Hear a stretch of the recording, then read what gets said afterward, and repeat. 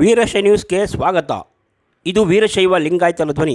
ಆತ್ಮೀಯ ಬಂಧುಗಳೇ, ಇದೇ ತಿಂಗಳು 26ನೇ ತಾರೀಕು ನಡೆಯಲಿರುವ 18ನೇ ಲೋಕಸಭಾ ಚುನಾವಣೆಯ ಅಖಾಡ ಸಿದ್ಧವಾಗಿದೆ. ಈಗಾಗಲೇ ಅಭ್ಯರ್ಥಿಗಳು ತಮ್ಮ ಗೆಲುವಿಗಾಗಿ ಎಲ್ಲ ಲೋಕಸಭಾ ಕ್ಷೇತ್ರದ ಹಳ್ಳಿಗಳನ್ನು ಸುತ್ತಿ ಭರ್ಜರಿ ಪ್ರಚಾರ ಮಾಡುತ್ತಿದ್ದಾರೆ.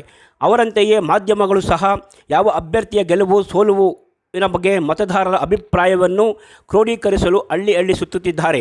ಹಾಗೆಯೇ ನಮ್ಮ ವೀರಶೈವ ನ್ಯೂಸ್ ತುಮಕೂರು ಜಿಲ್ಲೆಯ ಲೋಕಸಭಾ ಕ್ಷೇತ್ರದ ತುಮಕೂರು ಗ್ರಾಮಾಂತರ ವಿಧಾನಸಭಾ ಕ್ಷೇತ್ರ ವ್ಯಾಪ್ತಿಗೆ ಒಳಪಡುವ ತಮ್ಮಡಿಹಳ್ಳಿ, ಚಿಕ್ಕಮಸ್ಕಲ್, ದೊಡ್ಡಮಸ್ಕಲ್, ಶಿವಗಂಗೆ ಮತ್ತು ಹೊನ್ನುಡಿಕೆ ಗ್ರಾಮಗಳಲ್ಲಿ ಮತದಾರರನ್ನು ಪರಿಚಯಿಸಿಕೊಂಡು ಮತದಾರ ಅಭಿಪ್ರಾಯಗಳನ್ನು ಕ್ರೋಢೀಕರಿಸಿಕೊಂಡು ತಮ್ಮ ಮುಂದೆ ಇಡುತ್ತಿದ್ದೇವೆ.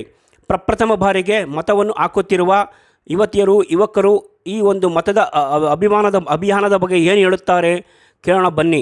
ಆತ್ಮೀಯ ಬಂಧುಗಳೇ, ಇವಾಗ ನಾವು ಶಿವಗಂಗೆ ಕ್ಷೇತ್ರಕ್ಕೆ ಬಂದಿದ್ದೇವೆ. ಆ ಶಿವಗಂಗೆಯ ಕ್ಷೇತ್ರದ ನಿವಾಸಿಗಳಾದಂತಹ ನಮ್ಮ ಮತದಾರರು ಮಾತಾಡ್ತಾರೆ. ಅವ್ರು ಏನು ಮಾತಾಡ್ತಾರೆ ಕೇಳೋಣ ಬನ್ನಿ.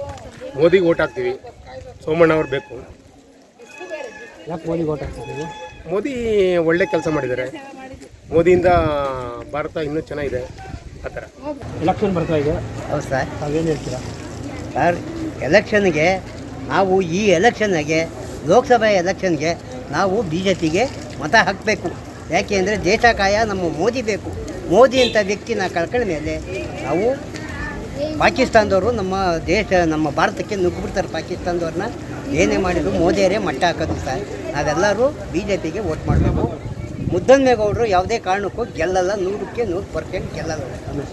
ಬಸವರಾಜು ಅಂತ ನಮ್ಮದು ಕೊಳಕೆರೆ, ಮಸ್ಕಲ್ ತಾಲೂಕು, ತುಮಕೂರು ಜಿಲ್ಲೆ. ನಮ್ಮದು ತಾಲೂಕು ತುಮಕೂರೇ, ನಮ್ಮದು ಬೂತ ಮಸ್ಕಲ್ದು. ಧನ್ಯವಾದಗಳು.